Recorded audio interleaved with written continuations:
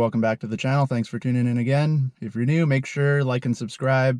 Drop a comment down below if you'd like to see anything. Like I always say, I go and read all the comments.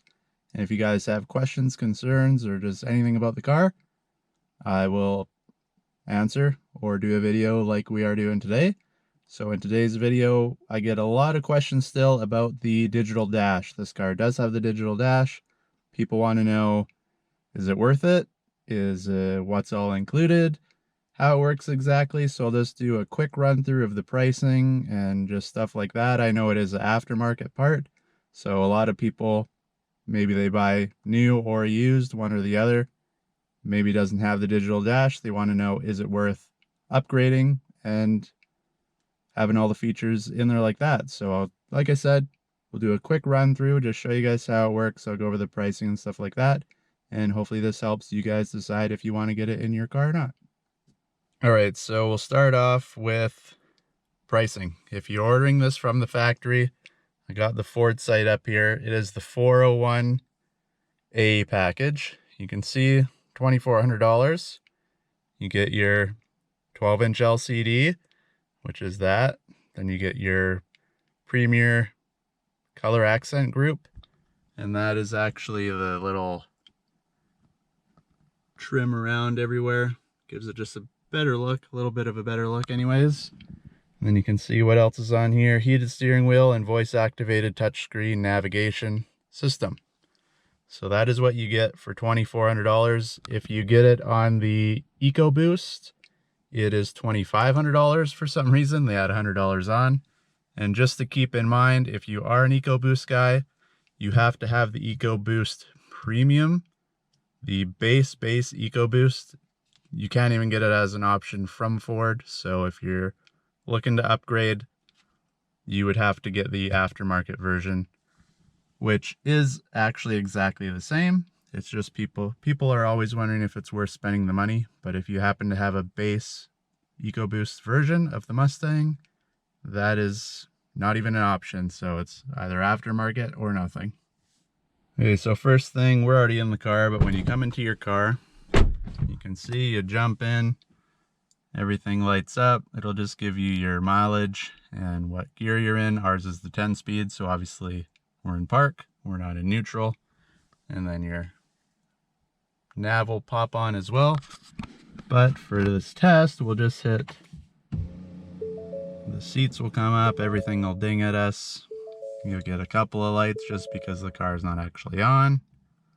And this is what you get to start off. Don't worry about this. This is just where I put my GoPro. It's not actually part of the car.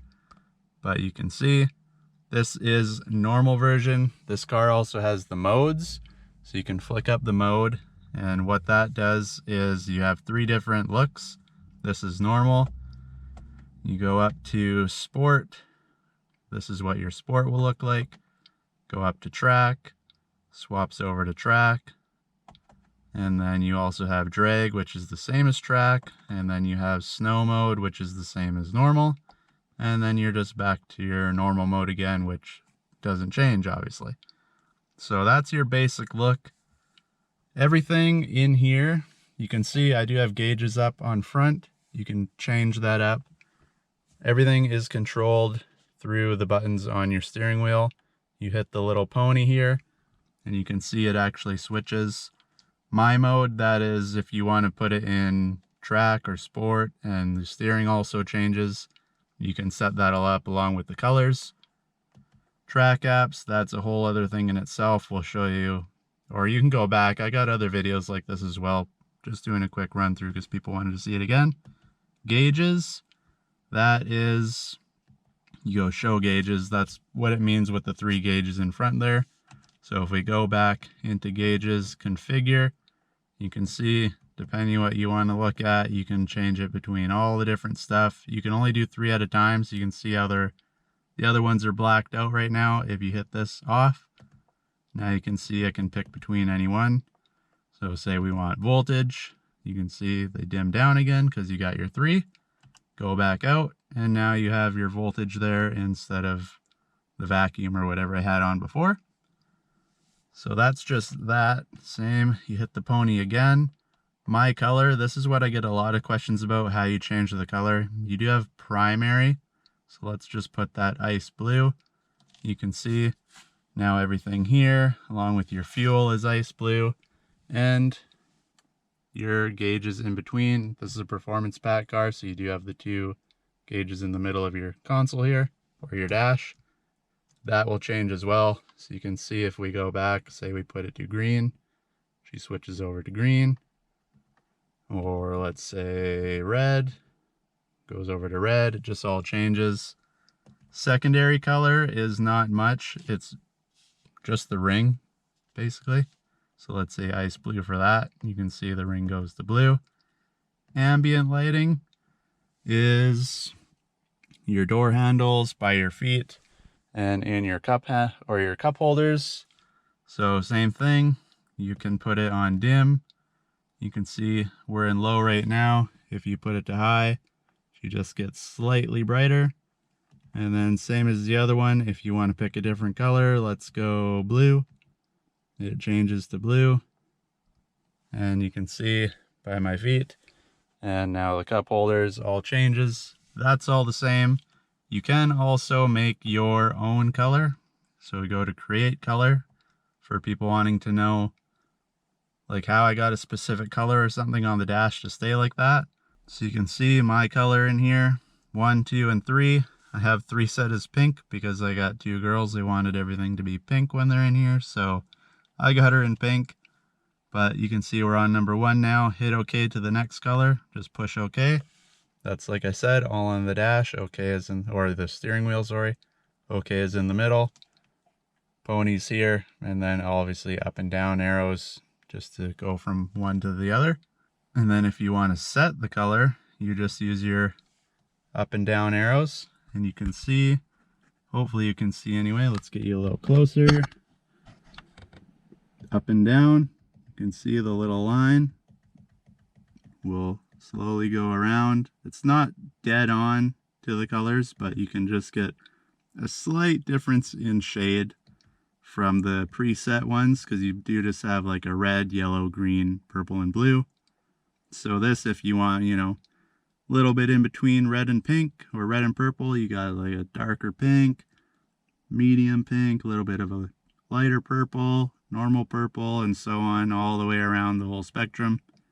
You set that as your color. You can also go white if you want, and you pick which one you like, hit OK, and it locks it there. Same with my color too. Say we want to go a bit of an orange, you find orange, hit OK. Now you can see that's locked at orange instead, and then pink. Say we want to go to blue for that one, you hit OK, and now that's locked at blue. So that's all you got to do for your colors. And then other than the colors and the gauges, you go down one more time, you can see it says cluster appearance. If you hit that, you can see right now I have it change with the drive modes. And what that is when you change your mode down here, how I showed you at the beginning, how it switches from one look to the other. If you want it to always be a normal mode, whichever, if you're in sport, track, normal, no matter what, you hit that and it'll just stay as normal. Same with sport and same as track.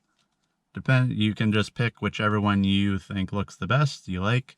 Usually I keep mine in sport mode. I think that one looks the coolest. So now when we go back out of here, you can see we're in normal mode. You can tell by the little back of your Mustang down there, that's normal mode, but you're in the sport mode look. So now if I put this up and I go to track, which should go to the big gauge, you can see it just sticks into sport mode and you have the look that you want all the time. Alright, so that's more of just the look of the digital dash, how you can change it and stuff. The other couple of features are, if you hit this little music button down here, the music note, you can actually go in AM, FM, Sirius, CD. This is my iPod I got plugged in. You can pick whichever you want to go off of through here. You don't have to be messing around in the system in the middle. Same, you just hit it again. If you hit the same button twice, that's like a back feature. So hit the music to go in, music to go out. Same if you hit the pony, you'll go into your little settings, hit it again, you go out. Other one is your navigation. You can hit your navigation, my home, if you have your home address set in and somehow you don't know how to find your way home, that'll be in. Previous destinations, I think it saves like the last 20 or 30 places you've been, and you can just pick it again. Favorites, if you have a favorite spot, you can just hit it in, away you go. Points of interest, and you can just do all sorts of stuff like that with the nav. Same thing, hit it again, cancels you out. And last but not least is your settings. Hit the settings, you can see you got your trip and fuel info. It shows you everything in here. Right now we're averaging 12.5 per 100K. We've been going for 2 hours and 11 minutes. And we've gone 86.3K since I've put some fuel in this beast. So we'll go back for this one. And driver assist, that's your warnings and stuff. Auto engine off. That's if you auto start your car. I think it's 10 minutes. It's either 10 or 15. I can't remember off the top of my head. It'll shut back off. So your car is not just running for hours and hours. Blind spot, that is the little light there in the mirror and it'll beep at you. Same with the cross traffic alert. That's if you're backing up. Like me, I live in a townhouse, so when we back out the garage door back there, if somebody's coming from the left or right, it'll blink in here and it'll point an arrow saying, hey, car's coming from the left or the right. Same with on the nav, because when you go in reverse, this is your backup camera. And same thing, it'll tell you an arrow telling you which way. It doesn't only pick up cars, it picks up people and kids and bikes and stuff too. So if you got a lot of kids in your area, that's also another good one. Rear park aid, that's your sensors for backing up. If you're coming close to a wall or something, it'll beep, beep, beep. And you'll have, same like all the cars have nowadays, you got the two lines, red, green, or red, yellow, green, depending on how close you get. The faster it'll beep. And if you don't get it, you'll just play bumper cars.